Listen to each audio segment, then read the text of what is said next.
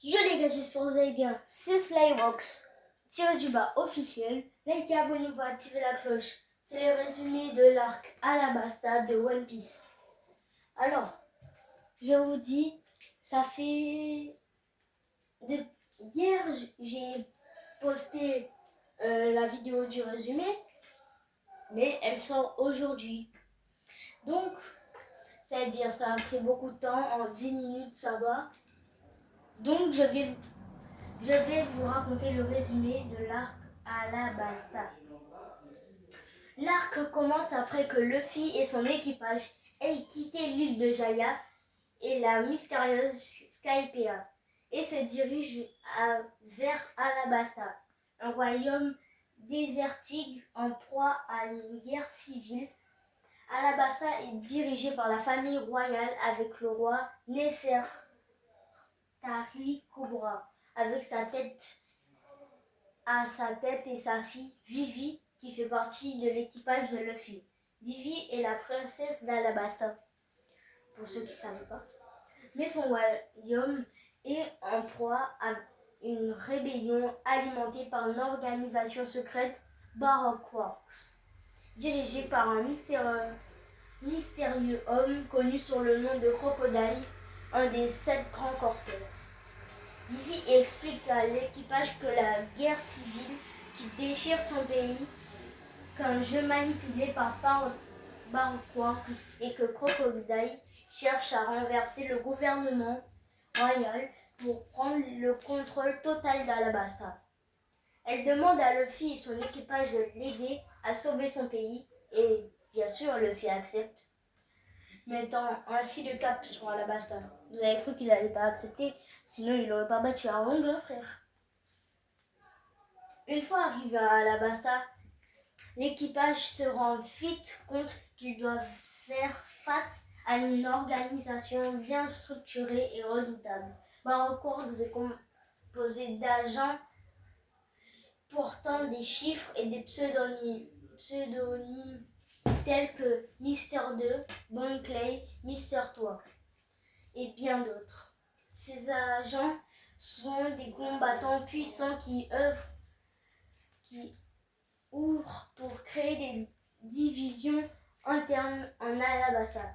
Mister 2 Bon Clay, un agent de Baroque Works possédant les pouvoirs du Barabaranomi, fruit du démon, qui lui permet de se séparer et de contrôler ses morceaux de bois, joue un rôle clé en tant que gentil antagoniste, se liant particulièrement avec Luffy. Mister 3, un autre membre de Baroque Works, utilise le Dorodoronomi, fruit du démon de la cire, pour créer des sculptures en cire et des pièges. L'équipage fait face à plusieurs batailles contre ces agents, chaque membre se battant pour faire avancer la cause de Vivi et empêcher la guerre civile. Toutefois, le groupe réalise peu à peu que la menace principale reste Crocodile. Luffy et son équipe apprennent que Crocodile est l'un des 7 grands corsaires, mais qu'il s'agit en dehors de l'autorité gouvernementale. En réalité, le leader de Baroque Works et manipule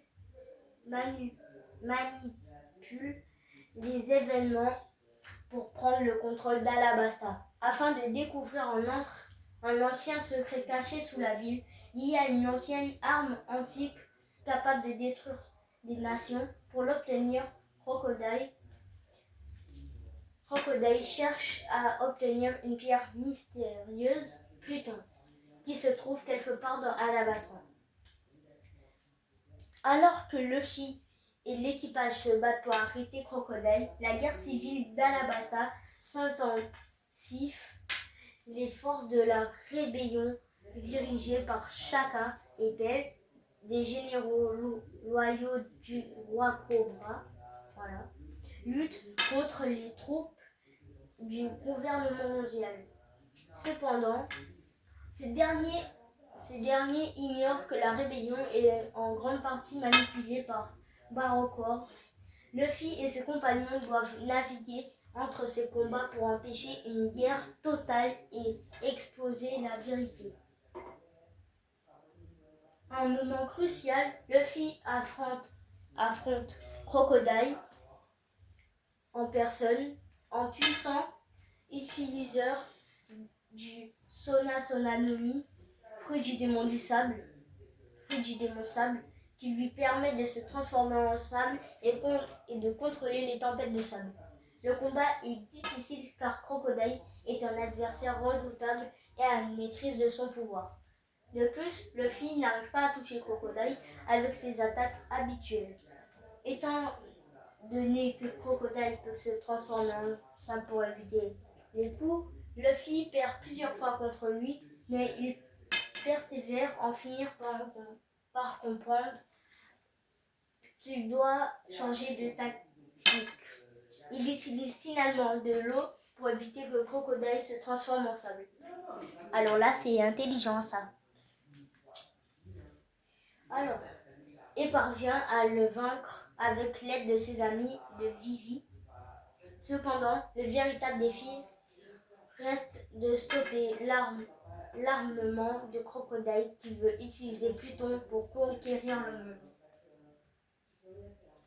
Dans un affrontement décisif, Luffy combat Crocodile une dernière fois dans le palais royal d'Alabasta, où Crocodile tente de s'emparer du poneglyphe qui mène à Pluton. Dans le tome 22, si vous voulez savoir, grâce à ses alliés et à son esprit de camaraderie, oh punaise, je sais pas parler moi. Luffy réussit à défaire Crocodile, l'empêchant de mettre son plan à exécution. Crocodile est capturé par la marine et l'organisation Baroque Works est démantelée. Après la défaite de Crocodile, le roi Cobra et Vivi font face à la vérité que le pays d'Alabasta a été dévasté par la guerre et la manipulation de Baroque Works.